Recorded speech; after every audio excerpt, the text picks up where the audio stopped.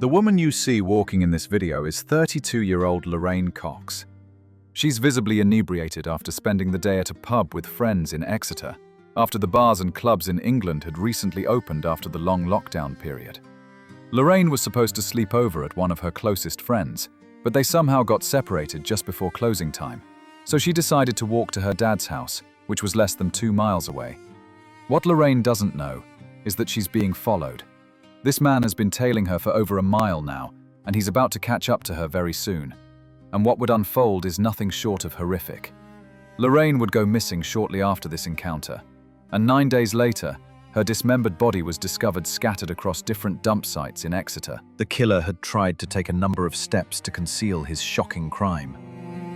But thanks to the extensive network of CCTV cameras in England and the relentless efforts of the investigators, they managed to identify the perpetrator, and what unfolded was a chilling and sickening motive behind this heinous act. This is the horrifying true crime story of Lorraine Cox. Lorraine Cox was born in 1988 in Exeter, Devon, in the United Kingdom. In the sources researched, nothing is reported about her mother. There is only information about her father, Tony, and her brother, Mark. Friends and family remember her as a spark in any room, the kind of person who could turn a dull night into a party just by being there. She was fun, lively, a little goofy, the friend everyone counted on to lift their spirits.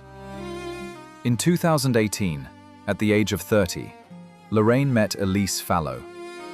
They began a relationship. Tragically, this was not the only time Lorraine would be a victim of a violent crime.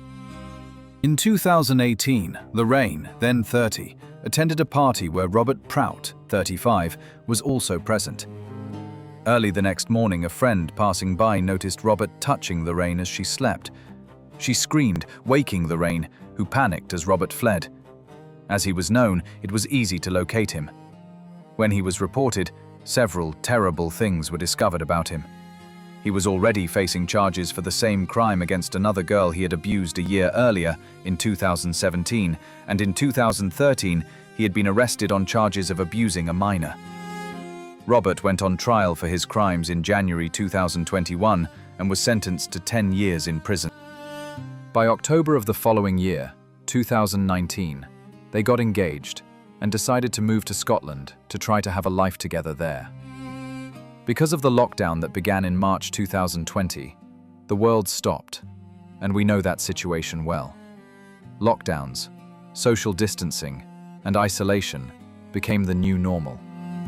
The quarantine started, then was extended. Nobody knew when it would actually end. Lorraine and Elise, unable to socialize, missed their families, so at the first opportunity they had to travel, they decided to return to Exeter. This return took place in August 2020. Lorraine stayed at her father's house and Elise with her own family. On the evening of August 31st, bars and restaurants were cautiously reopening, and Lorraine was excited to see her friends again. Elise decided to stay in, so Lorraine headed to a pub on her own, reconnecting with friends she hadn't seen in months. The night ran long, and a little after 1:30 a.m. on September 1st, she decided it was time to leave. As she was a little drunk, her friends offered to accompany her, but she insisted she'd be fine walking home alone. In Europe, it is very common for people to walk home without worry. Lorraine likely felt that same sense of security, even on those dim, quiet streets. But with the lingering COVID restrictions, the streets were emptier than usual. Lorraine thought she was safe. In reality, she wasn't. By the morning of September 1st, Lorraine's father noticed she hadn't returned home.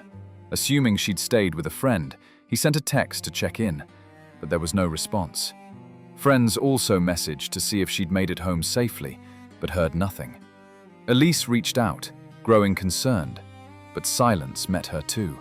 As the day stretched on with no reply, their concern turned into fear. Her father called her phone that day, and each time, it went straight to voicemail. This situation lasted all day. Her loved ones were left with a gut-wrenching question. Where was Lorraine? On September 2nd, her Facebook account showed a residency update. It reported that she'd moved to Plymouth, a city about an hour away by car. Several people messaged her again, asking if everything was okay. However, Lorraine didn't respond. Later that day, her father received a cryptic message. A quick note, supposedly from Lorraine, saying she'd moved, but there was something off. The phrasing, the tone, none of it sounded like her. Elise, caught between worry and heartbreak, was torn. She kept sending messages, desperate for answers, but her fiancé was silent. Finally, she received a single response, a middle finger emoji. That cold, uncharacteristic reply deepened everyone's fears. Lorraine had traveled back to Exeter to be close to family, yet supposedly left just weeks later without a word. No goodbyes, no explanations. And now, she was ignoring everyone, with her phone going straight to voicemail. And the biggest red flag of all? Lorraine had type 1 diabetes. She required daily insulin injections and always carried a kit with her, along with an extra supply at home. If she had truly moved, why would she abandon something as important as her medication? The pieces didn't add up. And on September 3rd, Lorraine's father went to the police. Lorraine was officially declared missing. On September 3rd, family members and friends were placing posters about Lorraine's disappearance in various parts of the city of Exeter and Plymouth.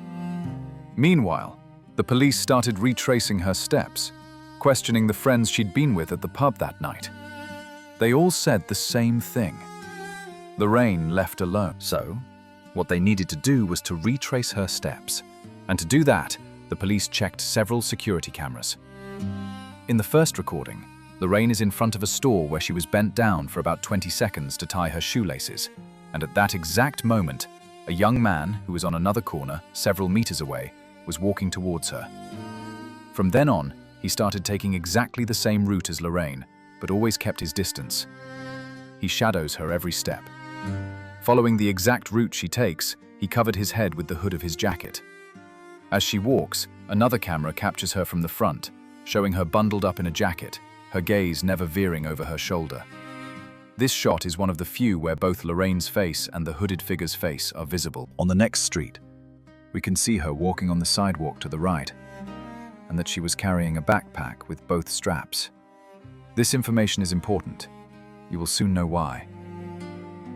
And two people, a little far away at the bottom of the left side of the street, are walking in the opposite direction. Meanwhile, the hooded figure continued following her, and this is where everything starts to get much stranger. The young man comes closer to Lorraine. He seemed to say something, but she started to walk away, walking backward. Her body language was hesitant, her face directed toward him, perhaps to say, "I don't know," or "I can't help you." She walked away, but stopped in the middle of the street. The young man caught up with her, and still in the images from that same camera, they crossed the street. And when they reached the other sidewalk, they started walking together. This is where the bizarre images begin. Lorraine's jacket has slipped off her shoulders, leaving her shoulders exposed. The young man already had his hood down and was walking on her left side, holding her as if he was discreetly pushing her. She had also already removed one of the straps of her backpack from her body. The path they took until this moment had no cameras, so we can't know why she is like that now. And guys, it's scary to see that there's no one around. Everything was empty. If he had a weapon, there would be no one nearby to witness it, let alone to help. They arrive at a narrow alley between two shops, veering away from the main road. What happens next is deeply disturbing. They pause, and there's a moment of uncomfortable physical closeness. Lorraine seems to shift awkwardly, her legs slightly parted. The police suspect he had a knife, using it to control her while his other hand reaches toward her. This harrowing scene, in an isolated passage, is the last time Lorraine is seen alive. Now, the police had images, a suspect, but they had no idea who he was or where Lorraine was. On Tuesday, the 8th of September, worse news arrived for the Cox family. Parts of Lorraine were found in garbage bags in a corridor at the back of a kebab restaurant. As detectives pored over surveillance footage from the area, they found a young man entering through the rear entrance. His appearance matched the hooded figure in the recordings, a shocking revelation. When questioned, the kebab shop owner identified him as Christopher Meyer, a tenant living in the apartment above the restaurant. The young man was arrested at home that same day, September 8th, and the police were immediately faced with a lie. Although he introduced himself to everyone as Christopher Meyer, his real name was Azam Mangouri, an Iraqi who lived illegally in the United Kingdom. From the moment of his arrest, Azam remained tight-lipped, offering only a few deflections. He insisted that he was gay, that his arrest was an error, and that he wanted a lawyer. He had no idea of the mountain of evidence the police had already gathered, proof that would soon corner him inescapably. Days after Lorraine's disappearance, he was seen in a hardware store buying cleaning products and garbage bags. Surveillance cameras around his apartment revealed something even more chilling. On September 8th, Azam was seen leaving his building with a large sports bag. He took a taxi to Tin Pit Hill, a densely wooded area nearly 10 kilometers away, where police would later uncover a gruesome discovery: Lorraine's head and torso, concealed beneath a pile of logs. Searching Azam's apartment, some of the victim's belongings were found, such as the backpack, clothes, cell phone, and driver's license in the kitchen trash, and the credit card in the bedroom trash. But both were shattered into pieces to make identification difficult. In one frame from security footage, he was seen dropping something in the trash area. When investigators checked the site, they discovered Lorraine's SIM card stuffed inside a drain nearby. They also discovered that Azam was actually bisexual, as through his cell phone they saw several intimate conversations with people of both sexes, where he presented himself as an escort. In August, he contacted 22 people, but he only met with one. Investigators began to suspect that Azam's insistence on being gay was an attempt to dissuade suspicion. A resident of the building even testified, saying that the week Lorraine disappeared, Azam had asked him when the neighborhood's garbage collection took place. A neighbor had been disturbed by a foul odor emanating from the garbage bins that weekend. When they investigated before the trash collection, they discovered her dismembered remains. The autopsy was inconclusive in determining the cause of death. What was said was that she had died on September 1st, and that it was probably due to asphyxiation. In fact, her t-shirt was stuffed into her mouth, pushed so deep to the point of causing blockage of her airway. The police gathered all the evidence and turned the case over to the courts, so that the prosecution could set up the line of accusation. Azam's defense lawyer, seeing all the evidence, and knowing that if his client continued to deny the facts, it would only harm him, advised him to speak. And it was at the trial that he decided to say everything that really happened, from the day he fled Iraq until the moment he was arrested. So with this, we end up having two versions of the facts. First, let's explore Azam's account, followed by the prosecution's damning counterpoints. The trial commenced in March 2021. Azam described a harrowing past, growing up under the oppressive watch of a stepfather affiliated with an extremist Islamic party. His childhood was strict, isolated. He wasn't even allowed to play with friends, confined to whatever his family dictated. In his late teens, he discovered he was bisexual, a revelation that he knew could mean his death in his home country. So, he decided to flee. According to Azam, what happened was the following. In the early hours of September 1st, he was bored at home and went out for a walk. He saw Lorraine walking and started to follow her, but without being invasive.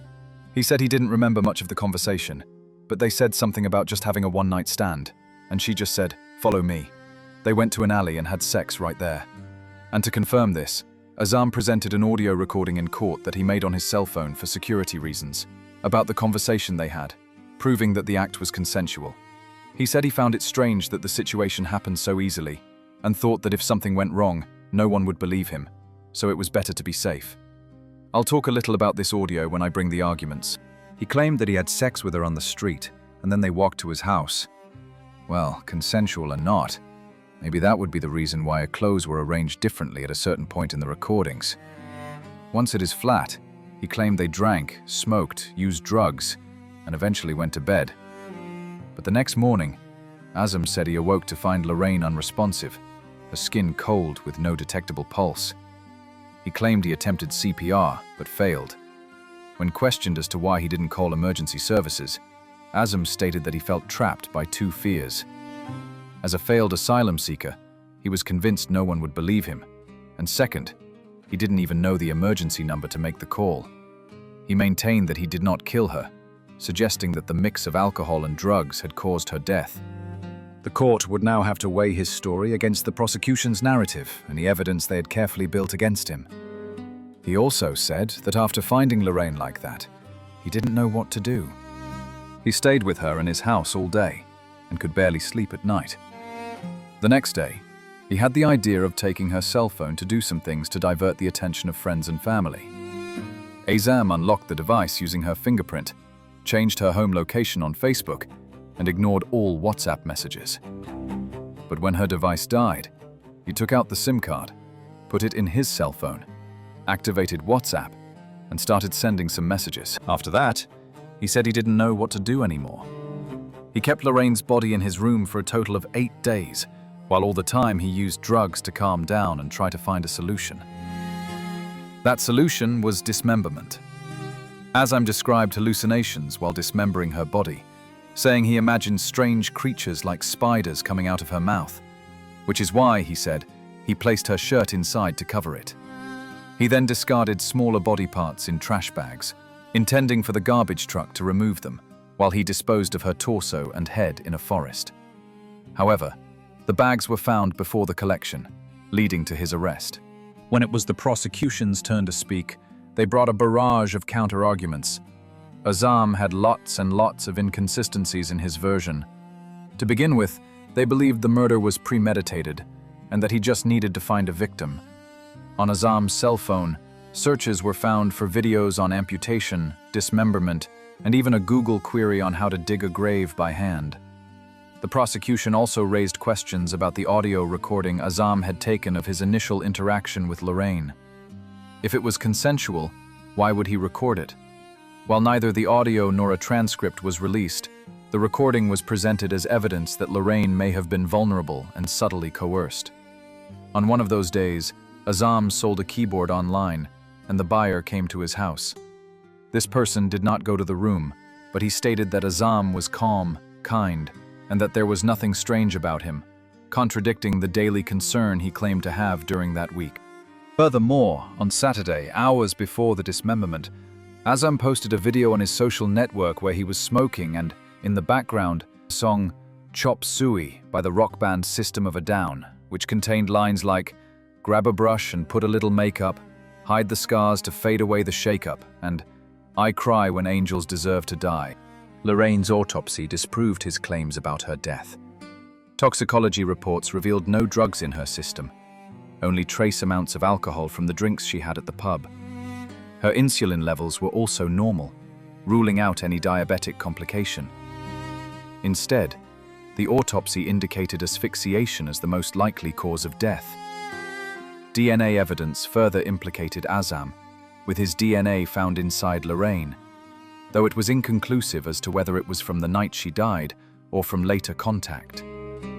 The prosecution suggested a dark possibility, that he may have violated her after her death, leaving doubts about what actually occurred during those 8 days in his apartment. After a 4-week trial, it took the jury just 6 hours to reach their verdict. Azam Mangouri was convicted of murder, receiving a life sentence with the possibility of parole after 20 years, meaning he will be eligible for release at age 44. When Lorraine's body was found, her family started an online fundraiser to help cover her funeral costs, and within hours they had raised the entire amount. Although the service was a beautiful tribute to her life, only a small number of friends and family could attend due to COVID-19 restrictions. The kebab shop beneath Azam's apartment soon closed. The owner tried to rebrand, renaming the restaurant and making changes to the structure. But when it reopened in 2021, customers were reluctant to return. The haunting memory of what had happened upstairs was impossible to erase. People occasionally threw things at the windows or shouted Lorraine's name, accusing the establishment of disregarding the tragedy.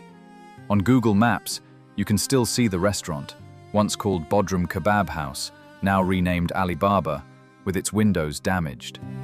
The owner, simply trying to keep his livelihood, has seen his business suffer because of its unfortunate association with the case.